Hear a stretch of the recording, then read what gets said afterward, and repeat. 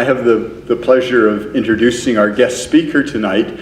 This Salvos Award is a wonderful event every year because we not only get to celebrate two wonderful peacemakers in the community, but we always have a really inspiring and helpful and invigorating presenter as well. And this year we have Brian Kiely. I'm happy to be able to introduce him because you know, when you're active in your own faith community, you don't have a chance to go other places and learn from wise people. And so I'm glad that I'm able to be here tonight. Brian was ordained in 1988. He was first the founding minister of a congregation in Surrey, BC. And for 21 years, he's been with us here in Edmonton as minister of the Unitarian Church of Edmonton. He's also served 7 years on the Canadian Unitarian Council Board, 2 of those as president. He's been president of the International Council of Unitarians and Universalists, and he's been part of events in Kenya, the Philippines, Transylvania, and parts of Europe. He also was honored with the Nancy and Victor Knight Award for contributions to Canadian Unitarianism. Closer to home, I also know he's done some valuable work as part of the Capital Region Interfaith Housing Initiative, one of the signatories of the original declaration, and he's been president of the Mayfield Rotary Club, and still manages to have time to do a lot of cycling so that he can be part of fundraising events for causes like cancer and multiple sclerosis. So please join me in welcoming Brian to be our keynote presenter for this year's Salvos Awards.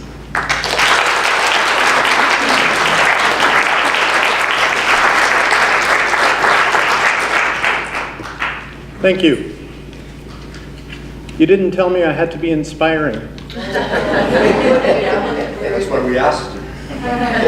It is an honor to be here tonight among Project Plowshares community, a lot of my own congregation who turned out tonight, but also people who are passionately involved in seeking peace and justice in the world. And of course, I'm personally thrilled to be here to witness my colleague, Reverend Audrey Brooks, being so honored. And I think Audrey really typifies the 2 points that I want to make tonight, and I suspect that Mr. Shaw does as well, though I do not know him. First, the real work of peace and justice making is not done in the headlines or on TV in news interviews. It's done on the ground, day by day, in small increments by ordinary people. And second, effective peace and justice making is done by people who possess a mature faith, something sustaining, something formed by reflection, by questioning, and a combination of reason and moral passion. It matters not what religion they profess. It does not even matter if they see themselves as religious or not. They will be guided by a moral code that has some depth, some substance. It's something they have worked on critically. Sustained justice work is grounded in something more than passion and more than outrage and more than a desire for peace. It is grounded in belief and vision. So the first point, the real work of justice making is not done in the headlines or in TV news interviews. It's not often initiated by politicians, nor by religious leaders for that matter, without considerable support or prodding from the people who demand action. It's not the grand court decision or the great peace treaty or the passage of a law that makes peace and justice. That's just the icing on the cake. The real work is done by people like you. People who work on the ground, in their communities, in agencies, one step at a time. It's made by doing what you can, when you can, by seizing opportunities that are presented to you. It's done by people who remember also to take care of themselves, and who realize that not every good cause can or must be their personal responsibility. Justice-making and peacemaking is best accomplished by small acts, not grand gestures. These are the things that change minds and change cultures, one interaction at a time. 2 weeks ago, I was shopping in my neighborhood at the Italian Center. I noticed signs by the deli counter and at all the tills saying that unacceptable behavior will not be tolerated. I asked the cashier about it. She told me that a little while before, some customer had come in hurling racial epithets at one of her cashier colleagues. Now, this woman, happened to be working at the very next till, and she acted. This slight, middle-aged woman turned on him, hands on hips, defended her colleague, and literally chased him from the store. Now that is justice work at its finest. One person standing up for somebody else who needs it. There's a member of my congregation who for months now has been working for the Hope Mission Street Party. Every second Sunday evening, a group of caring people make or gather whatever food they can, as well as clothing items and whatever might be useful on the streets. They set up portable tables that they haul in their cars and serve food to as many as 200 people an evening, rain or shine. It's informal, it's ad hoc, it's word of mouth, and it is deeply appreciated by hungry people. And that is ground level peace and justice work at its finest. Feeding the hungry, something mentioned in pretty much every religious text I'm aware of. And there is another small group of people in my congregation, and indeed in congregations throughout the city, who give an afternoon or an evening a week to distribute food bank hampers to clients who need it. Lots of religious communities take part in this program. We aren't special, but these volunteers create a respectful atmosphere that's welcoming and friendly and kind and honors the worth and dignity of the people who are coming seeking help.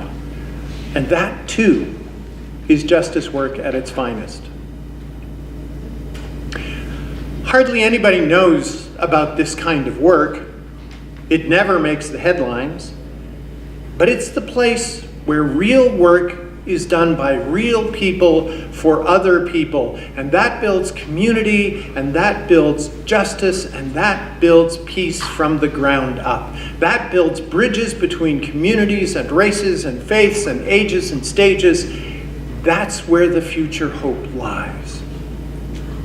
Now, Audrey Brooks has been a wonderful example of this kind of work. She's seldom at the forefront of any cause, though that happens from time to time.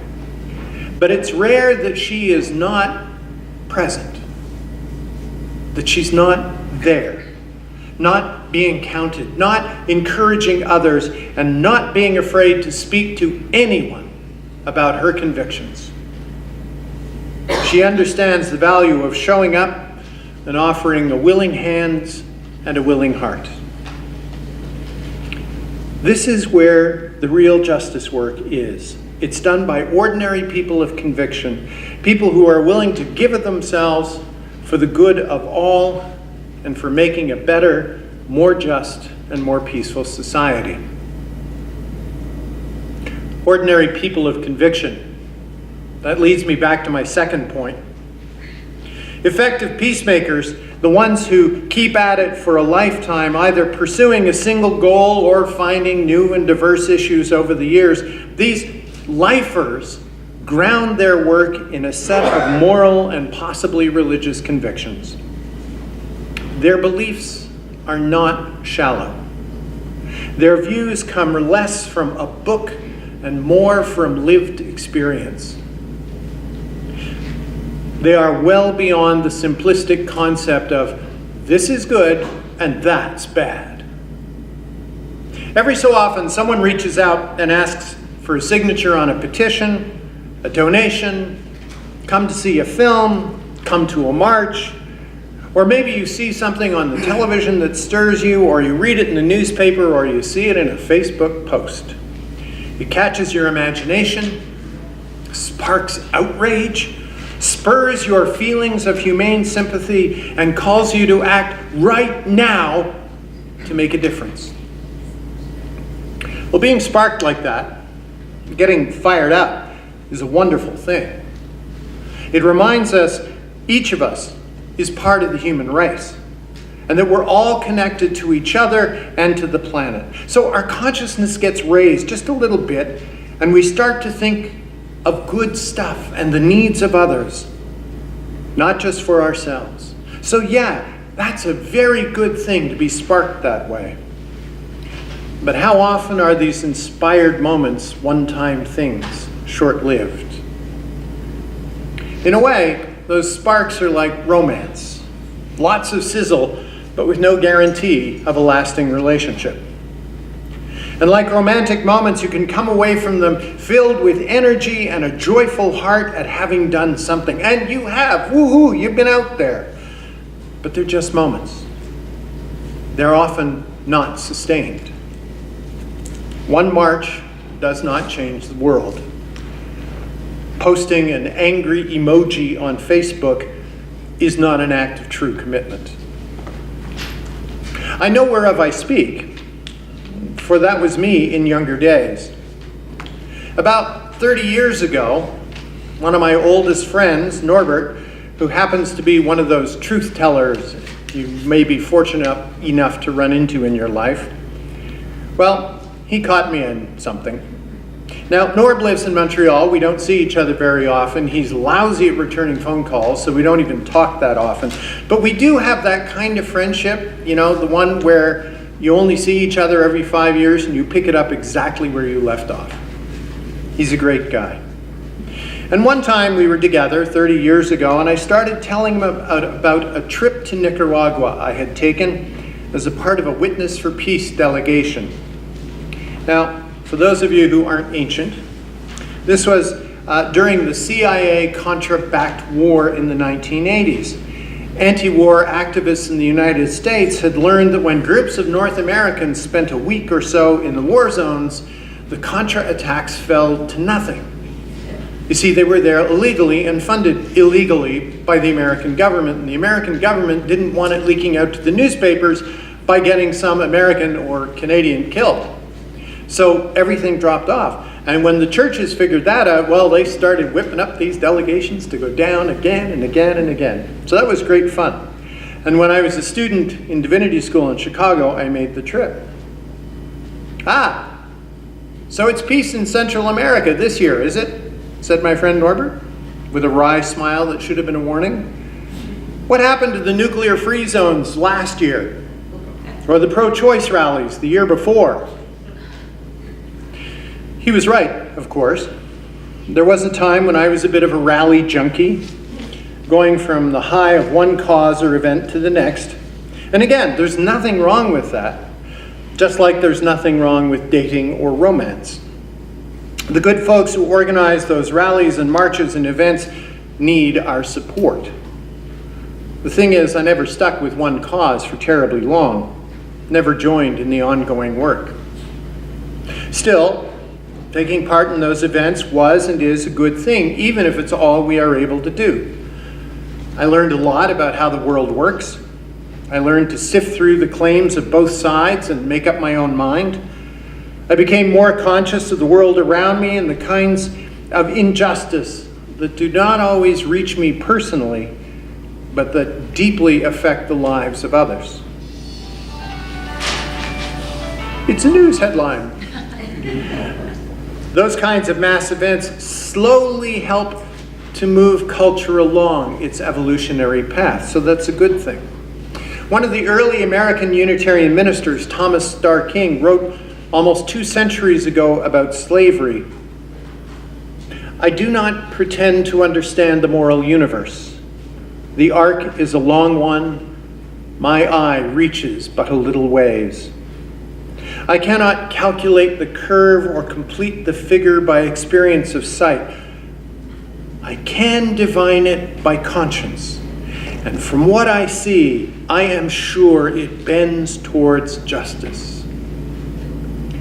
In 1963, Dr. Martin Luther King would shorten that thought to the more popular, "The arc of the moral universe is long, but it bends towards justice," a phrase that would be repeated and echoed by President Obama and a lot of other good people. Not surprisingly, by President Trump. The rallies, the petitions, the marches, those are the bright spots.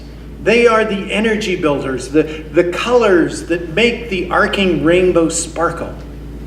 They give reassurance that we are not alone and that there is always cause for hope, that positive change will come. But the actual arc of the moral universe, that needs more than the romance of banners and marches. It needs the sustaining power of love. It will not bend by itself, but only under gentle and sustained pressure from people who care. And that constant pressure, that pull, comes from people who go deeper in their thinking. The most effective leaders, the most effective peacemakers have passed through that romantic phase and find their strength and their endurance by developing breadth and depth of understanding. We may come into this world with an innate sense of right and wrong, but it is understandably immature, as our youthful bodies are. As we grow, we discover that we have to ask questions as we become aware of complexity. Few large moral questions have simple, cut and dried answers. Even the great religious thinkers of the world's faiths wrestle with the complexity of these questions. It's necessary to examine the values we were taught and measure them against our own experience.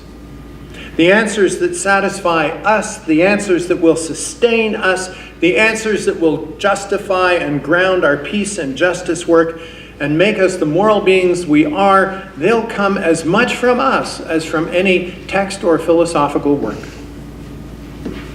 Audrey is a Unitarian today, but she didn't start out that way, nor did I.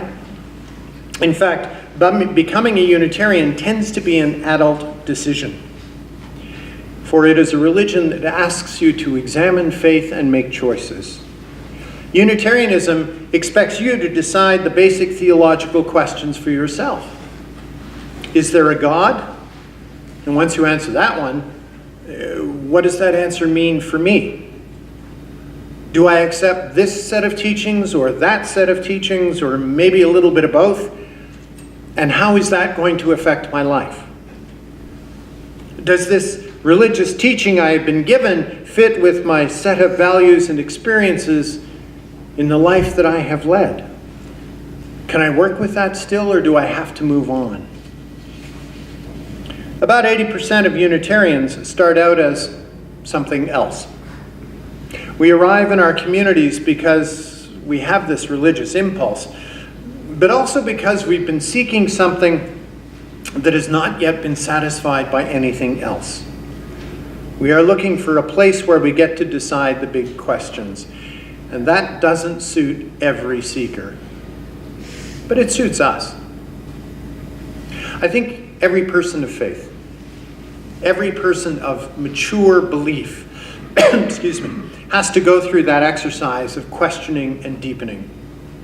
Whether we are Buddhist or Indigenous or Muslim or Jew, we have to study what we have received and find a faith expression that is meaningful to us. Faith is not something simply taken at face value. Such a faith can be shallow and lacking in commitment. The beliefs that shape our lives should not be easy. We have to wrestle with them. We have to think them through. We have to give them meaning. And lifelong peacemakers can't be sustained by a shallow, memorized faith. It will not likely have the resiliency to support us when life gets hard and complex.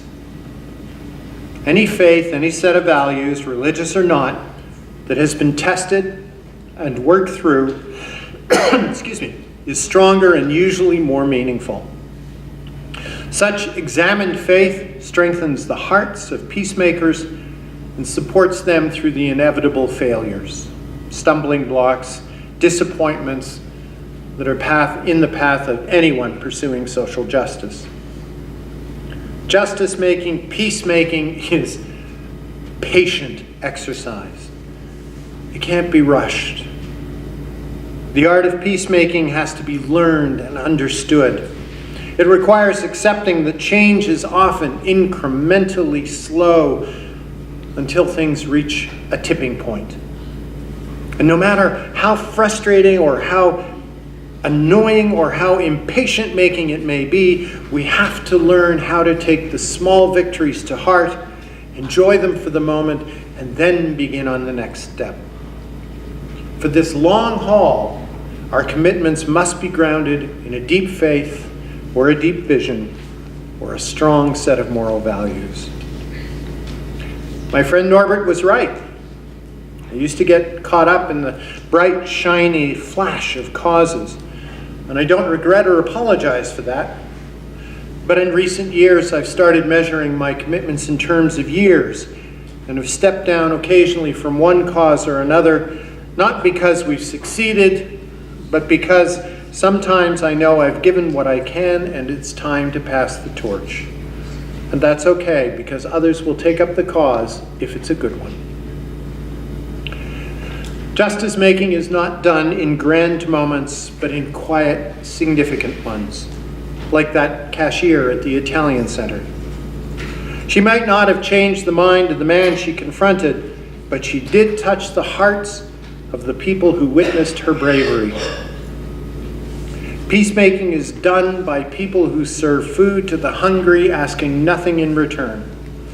It's done by medical workers and teachers and social workers and bureaucrats who accept that their purpose in life is to serve and to help and to encourage. They may or may not be religious, but they are people with a faith in a better world. They are wise enough to not try to fix the whole world, but to contribute to that little piece that they can touch. Look at any of the world's great religious texts and philosophical words. Serving our neighbors, caring for the least among us, struggling for basic human rights, this is what they command. And us, we are each called to do only what we can. No great religious figure or text expects perfection from us. But they all ask us to step up when we can, when the moment is right, and make a difference with our lives. The first step to finding the resolve to live out those expectations is to look inside, to examine our beliefs and values, and to make them stronger. We're called to go beyond the attraction of a march or a social media event and work out for ourselves a true and meaningful grounding for our actions. And then we're called to act on the picket lines and in the grocery stores and in our homes and in our workplaces. And that will be sufficient. Thank you.